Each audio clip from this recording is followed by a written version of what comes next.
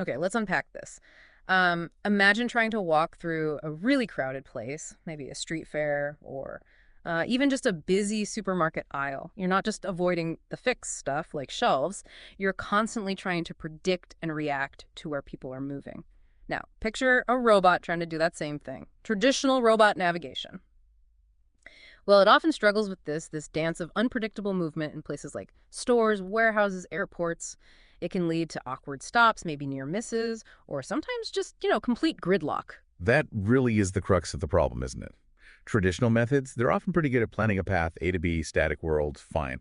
But the moment you introduce lots of moving things, especially unpredictable things like humans, well, robots just reacting to each one individually, they can get overwhelmed fast, like playing whack-a-mole but with shoppers. So today we're doing a deep dive into a new approach, one that aims to give robots a maybe a smarter way to handle these dynamic, crowded spaces. It's called Traversability Aware FMM, or TRFMM for short. We've got the research paper right here, Marchikoff and Montano 2025 Traversability Aware Path Planning in Dynamic Environments.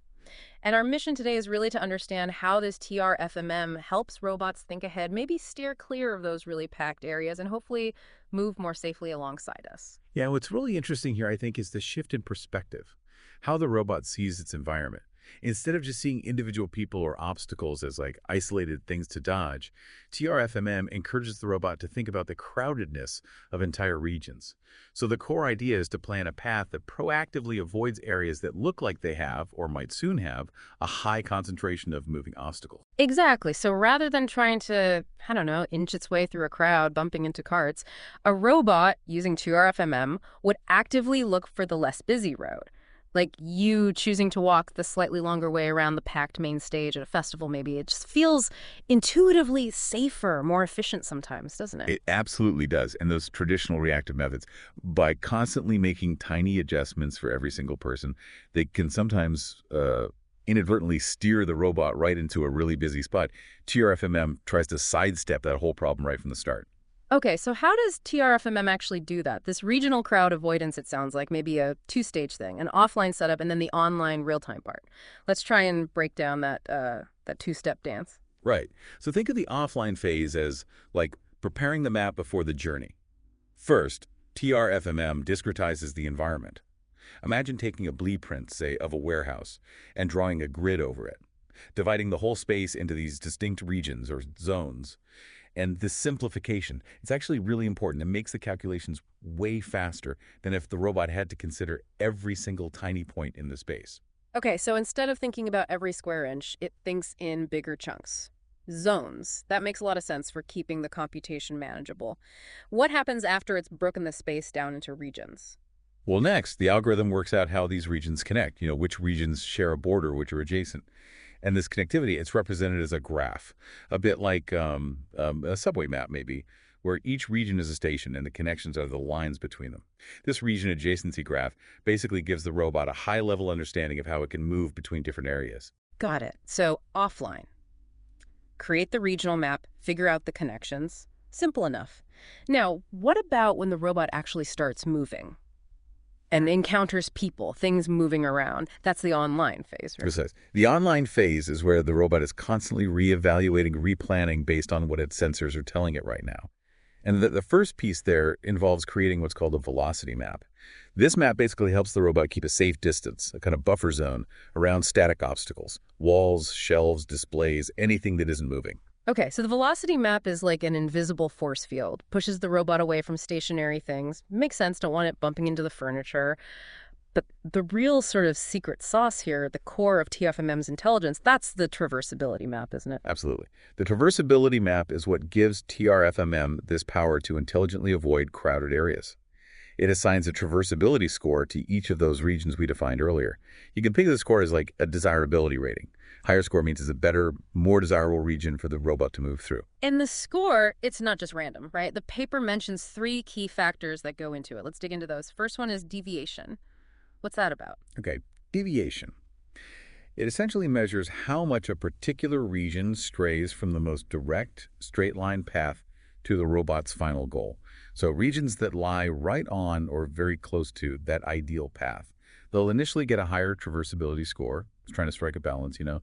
The robot wants to avoid crowds, sure, but it also doesn't want to take a massive unnecessary detour if it doesn't have to. Right, like choosing the slightly less crowded checkout line that's still generally heading towards the exit rather than walking all the way to the other side of the store for a completely empty one if you just have one item. Makes Hmm. sense.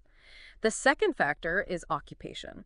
Now, this obviously relates to how crowded a region is, but the paper says it's a bit more nuanced than just like counting heads. That's a really important point. Yeah. Yes, occupation considers not just the number of dynamic obstacles people, maybe other robots within a region, but also how disruptive their movement patterns are likely to be. Imagine one person darting back and forth erratically in the middle of a narrow aisle. That's potentially much more disruptive than, say, five people browsing quietly off to one side in a wide open area. So the algorithm tries to assess that potential disruption.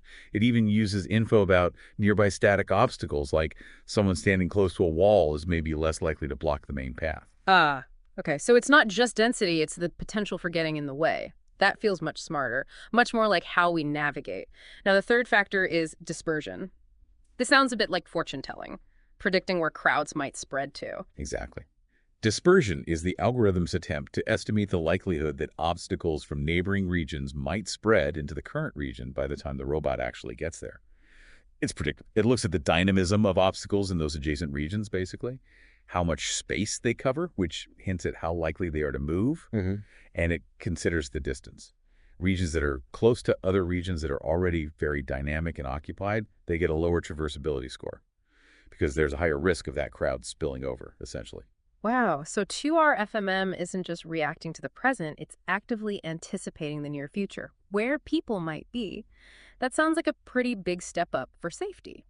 Okay, so once these three things, deviation, occupation, dispersion, are calculated for every region, how does the robot actually pick its path? That's where the adapted FMM algorithm comes in. Yes, exactly. TRFMM uses a modified version of the fast marching method, or FMM, for propagating a path plan. You can visualize it like dropping a pebble in a pond, the waves spread outwards. FMM does something similar, expanding possibilities outwards from the robot's current spot. But the key modification here is that this wave expansion prioritizes moving through regions with those higher traversability scores. So while the velocity map is still there, making sure it doesn't bump into immediate static things within a region, the traversability map acts like an underlying current, guiding the overall direction of the wave towards safer, less crowded areas. They even tweaked how FMM sorts its potential next steps, so in some cases, the desirability of a region, its traversability score, can actually outweigh just picking the purely shortest distance step. You touched on this earlier, but why FMM? Why did the researchers pick that specific algorithm as the base for TRFMM? What made it better, maybe, than other common path planners like RRT or A for this particular job? Yeah, good question. The paper points out a few key advantages of FMM for this kind of regional thinking. Firstly, FMM is naturally suited to dividing the environment into those regions, which is, well, fundamental to how TRFMM works. It thinks in terms of these broader areas. Unlike, say, RRT or A, which often explore lots of individual points or calculate very precise paths between specific nodes, FMM handles regions well. Secondly, FMM can incorporate information about groups of obstacles within a region, not just treating each one in isolation. And thirdly, it integrates the goal information effectively at that regional level, which helps guide the search efficiently towards the destination without getting lost in tiny details everywhere. Okay, so the theory sounds solid. Divide the space, rate the regions based on directness, current crowding, and predicted crowding, then use a smart wave-like planner to find the best path through those desirable regions. But theory is one thing. How well did it actually perform? Did they run simulations? Oh, yes. They put TRFMM through quite a rigorous set of simulation experiments. They tweaked a lot of things, different start and goal locations, varying the number of dynamic obstacles, changing how clustered or spread out those obstacles were, and even how the obstacles moved, trying to mimic, typical human behaviors like walking towards goals, changing direction, sometimes just standing around. And how did they measure success? What were the key metrics they tracked in these simulations? They looked at a range of important factors. Total distance the robot traveled, how long it took to get there, importantly, how much time it spent completely stationary, which can indicate it's stuck or blocked. Also, the minimum distance it ever got to an obstacle and the average distance it maintained. And of course, the bottom line, did it actually reach the goal without hitting anything? The success rate. Right, a comprehensive checkup. So what were some of the key takeaways? Any surprising results from the simulations? One really interesting finding was how obstacle distribution and goal placement influenced TRFMM's strategy. In scenarios where obstacles were, say, densely packed in one area, but there were clearly less crowded alternative routes available, TRFMM consistently chose slightly longer paths. But those longer paths gave it a much bigger safety margin. It stayed significantly further away from obstacles on average. Okay, so it prioritized safety over absolute shortest distance in those cases. Exactly. But then, in scenarios where obstacles were really scattered everywhere, making truly clear paths very rare, TRFMM had to make more of a trade-off. It would balance staying somewhat direct against entering regions with some obstacles, and in those really tough, cluttered scenarios, sometimes it did fail, simply because there wasn't really a guaranteed safe path to be found. It had to take some calculated risks. That makes sense. If you have to go through a somewhat busy area, pick the least risky option. What about visibility? Did they test how it did with limited sensor range, like a real robot might have? They did. They compared runs where TRFMM knew where all obstacles were versus runs where it only knew about obstacles within its simulated line of sight. And interestingly, in those dense scenarios, even with limited sight, TRFMM often still took those longer, safer detours. The thinking is that its prediction of dispersion made it more cautious. If it couldn't see everything, it seemed to err on the side of assuming obstacles might spread into areas that looked clear at that moment. So the predictive part really helped, even with imperfect information. It seems so. In the more scattered scenarios, the results were more similar between full and partial observation, likely because there just weren't many truly clear paths anyway. And how did it stack up against other methods? The paper mentioned comparisons with SFMM and CBDB. Right, the comparisons were quite revealing. SFMM, which is another FMM-based method, but more focused on social rules, well, it sometimes led the robot into quite obstacle-filled areas, resulting in closer calls and more time spent stopped replanning. CBDB, which also tries to avoid crowded regions, actually performed pretty similarly to TRFMM when the robot knew everything full observability. But TRFMM showed a noticeable advantage when the robot only had partial information. And the key difference seems to be that TRFMM explicitly considers obstacle movement patterns and the likelihood of dispersion predicting future occupancy. CBDB doesn't really model that dynamic prediction to the same extent. So that ability to anticipate where things might be seems to be the real edge, especially when you can't see everything. That's what the results suggest, yeah. It seems to be a key differentiator. Did they also look at how important continuous replanning was? Like, what if it just planned once at the start? Yes, they did an interesting experiment on that. They had the robot plan its entire path up front, using both TRFMM and CBDB, and then just follow it without any updates in a dense scenario. As you'd expect, performance dropped for both methods. You need replanning in dynamic worlds. However, TRFMM's performance degraded less severely. Its initial plan, which had already baked in some of that prediction about potential future movements, seemed more robust. It resulted in fewer collisions and less stuck time compared to CBDB when replanning was switched off. Okay, so the simulations paint a pretty compelling picture. TRFMM seems promising, but simulations are one thing. What about the real world? Did they actually test it physically? They absolutely did. They took it out of the simulator and into a university building. They used a turtlebot, a common research robot, equipped with a LiDAR sensor for detecting obstacles. And they ran two main types of real-world tests. One sending the robot to a goal in a fairly quiet area, and another having it navigate for longer periods through busier, higher traffic zones with natural human movement. Crucially, the people around weren't actors. They were just going about their day unaware of the robot's specific mission. Okay, the acid test. And what did they find? Did it work? Yeah, the real-world results largely backed up the simulations.